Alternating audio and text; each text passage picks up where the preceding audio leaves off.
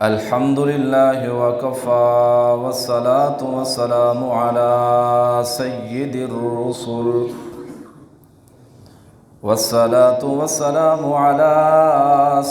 الرسل وخاتم الأنبياء.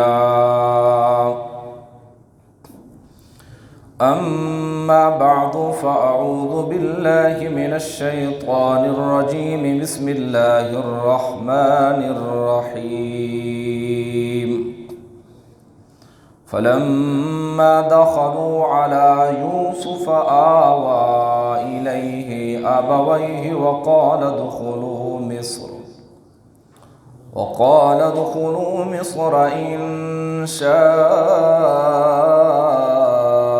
الله آمنين. صدق الله العظيم.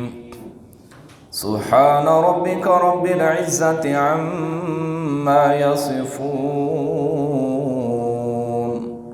وسلام على المرسلين والحمد لله رب العالمين. درود شریف پڑھیں. اللهم صل على محمد وعلى آل محمد كما صليت على إبراهيم.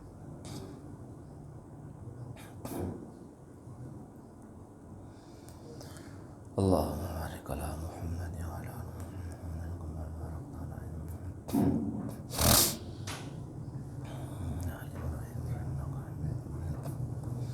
میرے انتہائی قابل احترام دوستوں، بزرگوں، عزیز ساتھیوں،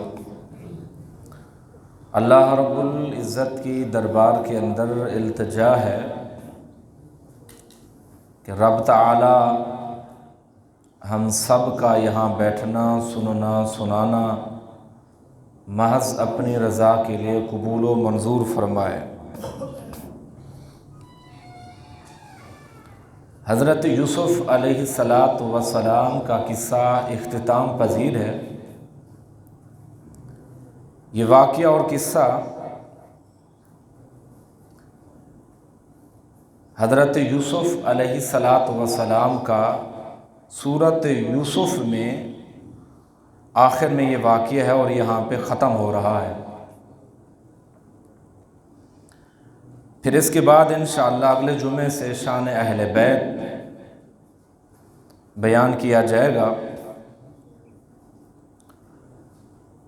حضرت یوسف علیہ السلام نے جب بھائی کو قمیص دے کر بھیجا کہ یہ لے جائیں اپنے ابا جی کی طرف،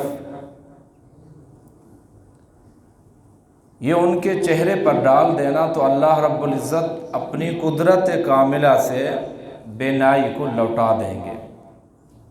وہ بصارت اور نظر یہ واپس آ جائے گی.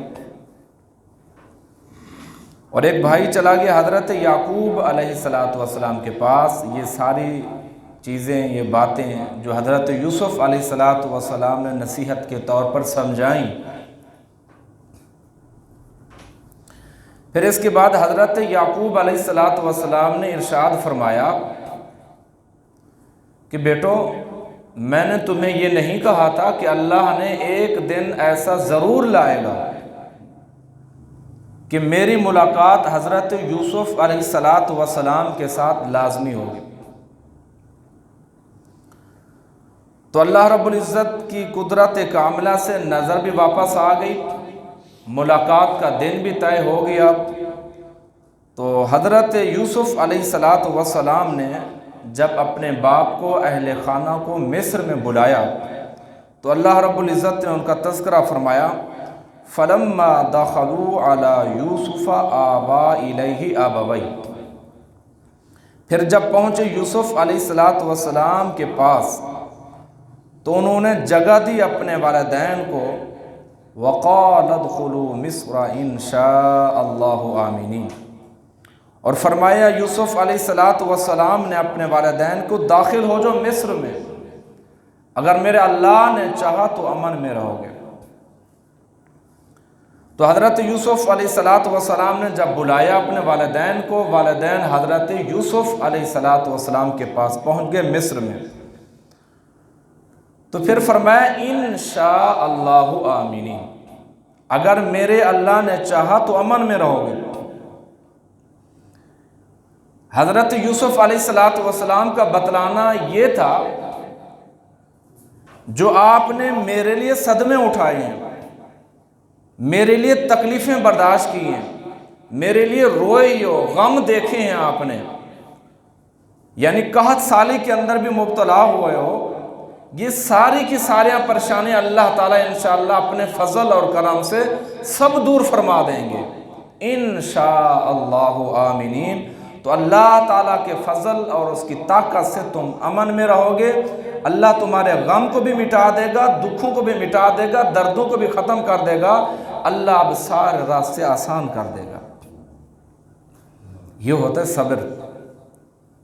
یوسف علیہ السلام کا تقوی، صبر، استقامت، اور حضرت یعقوب علیہ السلام کا صبر، تقوی، استقامت دیکھی، یعنی انسان، اس سے معلوم یہ ہوتا ہے انسان کے اوپر اچھے حالات بھی آتے ہیں اور برے حالات بھی آتے ہیں، یہ انسان کی زندگی کا ایک حصہ ہوتا ہے۔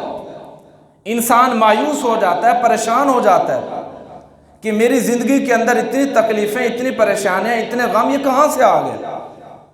تو انبیاء علیہ السلام کی تعلیمات سے، ان کی روشنی سے، سیرت سے یہ معلوم ہوتا ہے کہ انسان کی زندگی کے اندر دکھ بھی آ سکتا ہے، پریشانیاں بھی آ سکتی ہیں، غم بھی آ سکتے ہیں، تو صدمے بھی آ سکتے ہیں۔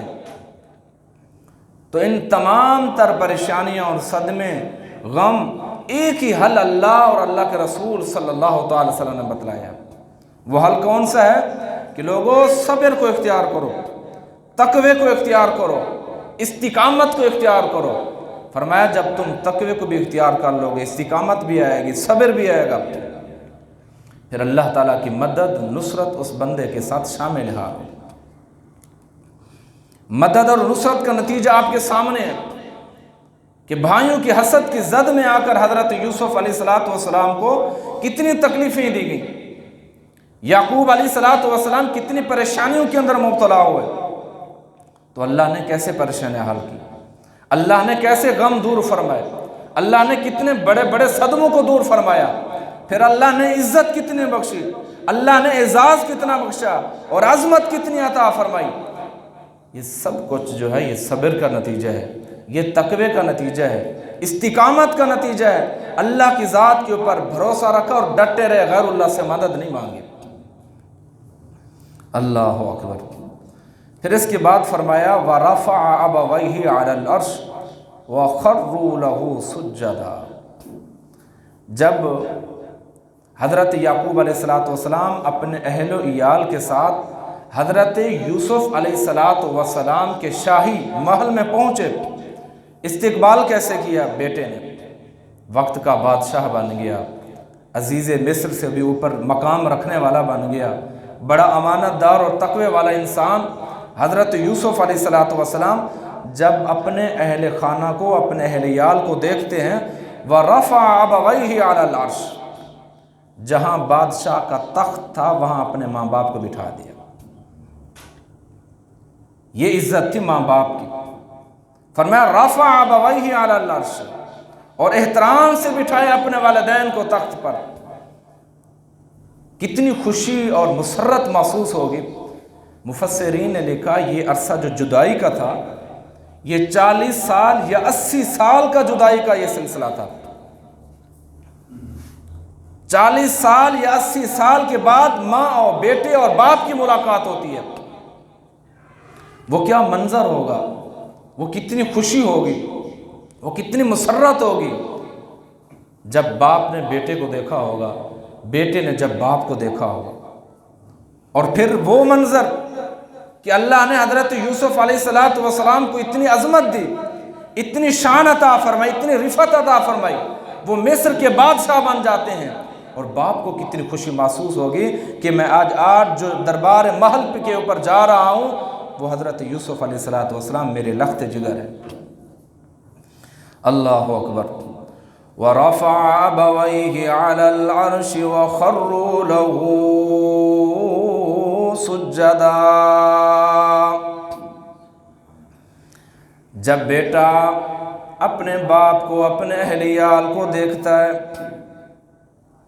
وَرَفَعَ أَبَوَيْهِ عَلَى الْعَرْشِ، احترام سے اپنے والدین کو تخت پر لاتا ہے، بٹھا دیتا ہے۔ اے میرے ابا جان، بڑی تکلیفیں برداشت کی آپ نے، بڑے غم کھائے ہیں، بڑے صدمے اٹھائے ہیں آپ نے۔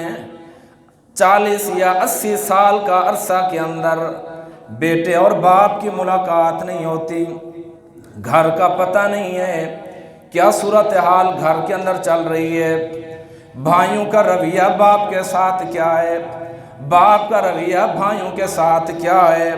سارے غم، ساری تکلیفیں اس بیٹے نے دیکھی ہوں گی، اس باپ نے یہ ساری تکلیفیں برداشت کی ہوں گی۔ وَرَفَعَ أَبَوَيْهِ عَلَى الْعَرْشِ، جب شاہی محل کے اندر حضرت یوسف علیہ السلام کا خاندان پہنچتا ہے، حضرت یوسف علیہ السلام اپنے باپ کی قیادت کے اندر بیٹوں کو ساتھ لے کر پہنچتے ہیں۔ وَرَفَعَ أَبَوَيْهِ عَلَى الْعَرْشِ، بیٹا کتنی بڑی محبت کا اظہار کرتا ہے، بڑے شفقت کے انداز کے ساتھ، بڑے پیار و لہجے کے ساتھ اپنے باپ کو مخاطب ہو کر کہتا ہے وَرَفَعَ أَبَوَيْهِ عَلَى الْعَرْشِ، اے ابا جان، اے ابا جان، یہ جو مجھے اللہ نے عزت دی ہے، اللہ نے جو مجھے عظمت عطا فرمائی ہے، اللہ نے جو مجھے بلندیاں عطا فرمائی ہیں، اللہ نے جو مجھے رفتیں عطا فرمائی ہیں، یہ ساری کی ساری رفتیں اور عظمتیں، بلندیاں دینے والا صرف اکیلا اللہ ہے۔ فرمایا وَرَفَعَ أَبَوَيْهِ عَلَى الْعَرْشِ، جو عرش میں بیٹھنے والا، جو سب کو نظام سب کا چلانے والا، اچھی اور بری تقدیر کا مالک صرف اللہ ہے۔ وَرَفَعَ أَبَوَيْهِ عَلَى الْعَرْشِ، آئیے ابا جان، بڑی تکلیفیں سہ کر آئے ہیں، بڑے صدمے سہ کر آپ آئے ہیں، اللہ نے جو مجھے عزت عطا فرمائی ہے، بڑی عظمت عطا فرمائی ہے۔ وَرَفَعَ أَبَوَيْهِ عَلَى الْعَرْشِ، آ جائیے جہاں پہ میرا تخت ہے، آپ یہاں تشریف فرمائیے، آپ عزت و احترام کے ساتھ یہاں تخت پر بیٹھیے۔ جب باپ تخت پر بیٹھتا ہے، والدین تخت پر بیٹھ جاتے ہیں۔ وَخَرُّوا لَهُ سُجَّدًا، جب حضرت یوسف علیہ السلام کی عظمت کو دیکھ کر، بڑی عظمت کو دیکھ کر، بڑی بلندیوں کو دیکھ کر، بڑے مقام کو دیکھ کر، ماں باپ اور اہل و عیال وَخَرُّوا لَهُ سُجَّدًا، سجدے میں سارے گر پڑتے ہیں حضرت یوسف علیہ السلام کے۔ وہ باپ کی کتنی بڑی حیثیت، کتنے مقام کا مالک، وہ کتنی عظمتوں اور رفتوں کا مالک۔ وَخَرُّوا لَهُ سُجَّدًا، ماں باپ بھی سجدے کے اندر، بیٹے بھی سجدے کے اندر، گھر والی بھی سجدے کے اندر۔ سجدہ کس کو کیا جا رہا ہے؟ وہ حضرت یوسف علیہ السلام ہے۔ یہ سجدہ تعظیمی تھا، عبادت والا سجدہ نہیں تھا، بلکہ تعظیماً اس شریعت کے اندر یہ سجدہ جائز تھا۔ جب اتنا مقام اور مرتبہ دیکھا کہ حضرت یوسف علیہ السلام مصر کے بادشاہ بن گئے ہیں، تو ماں بھی بیٹے بھی سب سجدے میں گر پڑ گئے۔ اللہ اکبر۔ وَخَرُّوا لَهُ سُجَّدًا، یہ سجدہ جو ہے تعظیمی، یعنی حضرت یوسف علیہ السلام کی شریعت میں سجدہ جائز تھا۔ عبادتاً جو سجدہ وہ کسی شریعت میں غیر اللہ کو جائز نہیں ہے، یعنی اللہ کے علاوہ کسی ہستی کو، حتیٰ کہ نبی کو بھی سجدہ نہیں کر سکتے، کسی ولی کو بھی سجدہ نہیں کر سکتے، یعنی یہ سجدہ جو ہوتا ہے صرف عبادت کے لیے، اللہ کے لیے خاص ہوتا ہے۔ تو یہ سارے کے سارے سجدہ کرنے لگ گئے، یہ سجدہ تعظیمی تھا، عبادت والا سجدہ نہیں تھا۔ حضرت عائشہ صدیقہ رضی اللہ تعالیٰ نے روایت کرتی ہے، اللہ کے رسول صلی اللہ تعالیٰ علیہ وسلم نے فرمایا لعن اللہ الیہود والنصارى اتخذوا قبور انبیائہم مساجدا، اللہ نے لعنت فرمائی ہے یہودیوں پر اور عیسائیوں پر جنہوں نے اللہ کے پیغمبروں کی قبروں کو سجدہ گاہ بنا لیا۔ یعنی اب تعظیمی سجدہ بھی حرام، عبادتاً سجدہ جو کیا جاتا ہے وہ بھی حرام ہے۔ سجدہ ہے تو صرف اللہ کے لیے، آپ کسی تعظیم کے لیے کسی ولی کو بھی سجدہ نہیں کر سکتے، نہ کسی دربار کے اوپر آپ سجدہ کر سکتے ہیں، نہ کسی آپ جو ہے کسی ولی کے سامنے جھک سکتے ہیں، بلکہ اللہ نے جو سجدہ قرار دیا وَاسْجُدُوا لِلَّهِ، سجدے کو اللہ نے مالک نے اپنے لیے خاص کر دیا۔ یہ لام اختصاص کا ہے، یعنی سجدہ عبادتاً صرف اللہ کو کیا جا سکتا ہے، اللہ کے علاوہ کسی اور ہستی کو سجدہ نہیں کیا جا سکتا۔ اللہ اکبر کبیرا والحمد للہ کثیرا وخروا لہ سجدا۔ سارے کے سارے اہل و عیال حضرت یوسف علیہ السلام کے سامنے سجدے میں گر گئے۔ اللہ اکبر، فرمایا وقال یا ابتی، حضرت یوسف علیہ السلام بول پڑے یا ابتی، اے ابا جان، اللہ اکبر، ھذا تعویل رؤیایا من قبل، یہ میرے خواب کی وہ تعبیر ہے جو میں نے اس سے پہلے دیکھی تھی۔ اے ابا جان، جو آپ مجھے سجدہ کر رہے ہیں، یہ سارے سجدے میں جھک گئے ہیں، یہ جو میں نے خواب دیکھا نا، ابتداءً سورۃ یوسف میں بیان کیا گیا تھا کہ حضرت یوسف علیہ السلام نے دیکھا 11 ستارے اور سورج اور چاند وہ مجھے سجدہ کر رہے ہیں۔ تو حضرت یعقوب علیہ السلام نے اس کی تعبیر بتلائی تھی کہ 11 ستاروں سے مراد وہ آپ کے بھائی ہیں، سورج اور چاند سے مراد، اس سے مراد ماں باپ ہیں۔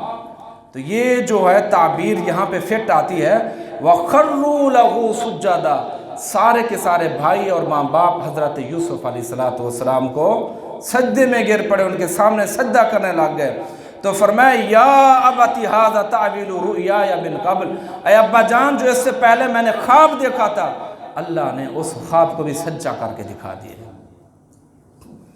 کتنی ادب اور احترام کیا والدین کا، کتنی ملحوظ خاطر رکھا احترام کو، اپنی جگہ سے فوراً کھڑے ہو جاتے ہیں اور اپنے ماں باپ کو بٹھا دیتے ہیں اپنے تخت پر۔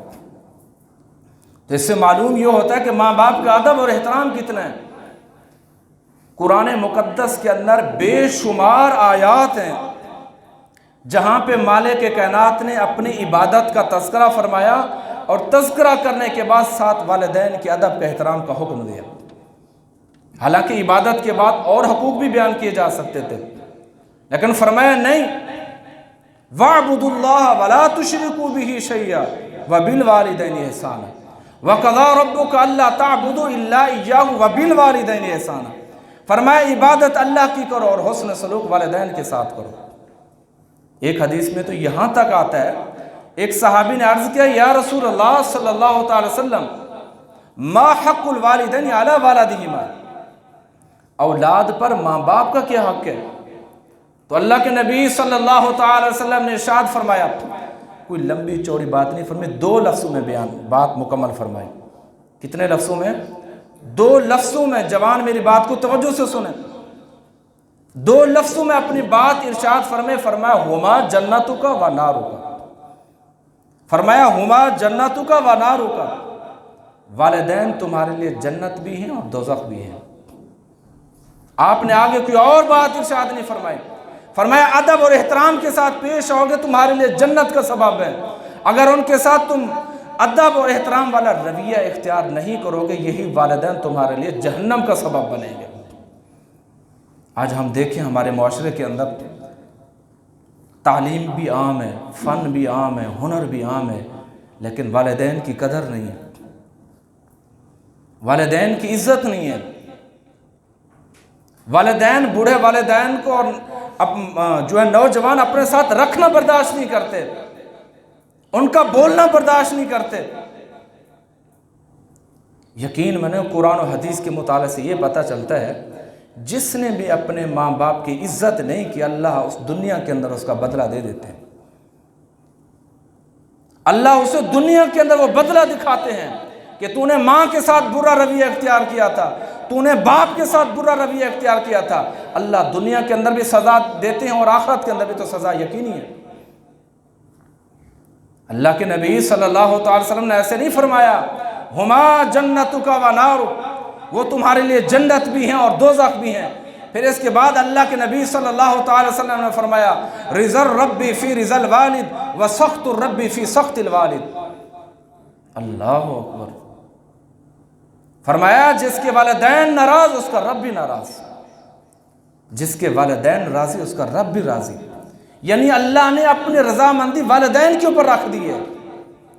لیکن آج کا ہمارا طبقہ پروفیشنل ماڈرن تعلیم حاصل کر کے اپنے آپ کے اوپر یہ فخر محسوس کرتا ہے کہ میرے اوپر والدین کا کوئی حق نہیں بنتا خدمت کرنے کا، بہو کا کوئی حق نہیں بنتا خدمت کرنے کا۔ اسلام یہ تعلیم دیتا ہے، شریعت یہ تعلیم دیتی ہے کہ ماں باپ کا ادب اور احترام ضروری ہے۔ اگر دنیا میں کامیاب ہونا چاہتے ہو، کامرانی چاہتے ہو، دنیا کے اندر عزتیں چاہتے ہو، آخرت کے اندر بھی عزتیں چاہتے ہو، فرمایا دنیا کے اندر تم اپنے والدین کا ادب اور احترام کو ملحوظ خاطر رکھو، اللہ تمہیں دنیا کے اندر بھی عزتیں عطا فرمائیں گے اور آخرت کے اندر بھی عزتیں عطا فرمائیں گے۔ والدین تو وہ ہیں جنہوں نے اتنی سال تربیت کی ہے، پرورش کی ہے، نہ جانے کتنے دکھ انہوں نے برداشت کیے ہوں گے اپنی اولاد کے لیے، کتنا انہوں نے ٹائم جو ہے اپنا وقت گزارا ہوگا، راتیں گزاری ہوگی، جاگ کے اس اپنے چھوٹے سے معصوم بچے کے لیے ان کی پرورش کی ہوگی۔ آج جب بڑا یہ نوجوان جب اس کے پاس مال آتا ہے، دولت آتی ہے، چہل پہل ہو جاتی ہے، پھر والدین کو یہ سونکتا تک بھی نہیں ہے۔ حضرات گرامی، والدین کا نافرمان دنیا کے اندر کبھی کامیاب نہیں ہو سکتا۔ اللہ دنیا کے اندر اس نافرمان کو سزا دیتے ہیں۔ بے شمار واقعات ہیں، وقت نہیں ہے میں آپ کے سامنے رکھوں۔ اللہ رب العزت نے اور حضور علیہ الصلوۃ والسلام نے بڑی سختی سے فرمایا، یہ کبیرہ گناہوں میں سے اس کو شمار کیا گیا کہ جو شخص والدین کا ادب اور احترام نہیں کرتا وہ دنیا کے اندر بھی ناکام ہے اور آخرت کے اندر بھی ناکام ہے۔ اور یہ دیکھیں ادب اور احترام حضرت یوسف علیہ الصلوۃ والسلام کا، کیسے بادشاہ اللہ نے بنایا، جب دیکھا ماں باپ کو تو کھڑے ہو گئے، اپنے تخت پہ اپنے والدین کو بٹھا دیا۔ یہ ہوتا ہے ادب اور احترام، یہ ہوتا ہے سبق۔ تو حضرت یوسف علیہ الصلوۃ والسلام کو سب بھائیوں نے، ماں باپ نے سجدہ کیا، تو حضرت یوسف علیہ الصلوۃ والسلام نے بتلایا یہ وہ میرا خواب ہے جو میں نے دیکھا تھا، 11 ستارے ہیں، چاند ہے، سورج ہے جو مجھے سجدہ کر رہے ہیں، یہ وہی ہے۔ تو حضرت یوسف علیہ الصلوۃ والسلام کے واقعے سے آج سبق ہمیں یہ ملتا ہے کہ حضرت یوسف علیہ الصلوۃ والسلام نے صبر اختیار کیا، تقوی کا دامن نہیں چھوڑا اور استقامت نہیں چھوڑی، اللہ کی ذات کے اوپر بھروسہ رکھا۔ اور پھر باپ کا رویہ دیکھیں، حضرت یعقوب علیہ الصلوۃ والسلام، انہوں نے بھی صبر کا دامن نہیں چھوڑا، تقوی کا دامن نہیں چھوڑا، استقامت پہ ڈٹے رہے کہ ایک دن ایسا ضرور آئے گا اللہ مجھے بھی عزت عطا فرمائیں گے اور میرے بیٹے حضرت یوسف علیہ الصلوۃ والسلام کو بھی عزتوں سے نوازیں گے۔ اللہ تعالیٰ سے دعا ہے کہ اللہ تعالیٰ ہم سب کو قرآن و سنت کے مطابق عمل کرنے کی توفیق عطا فرمائے۔ وآخر دعوانا ان الحمد للہ۔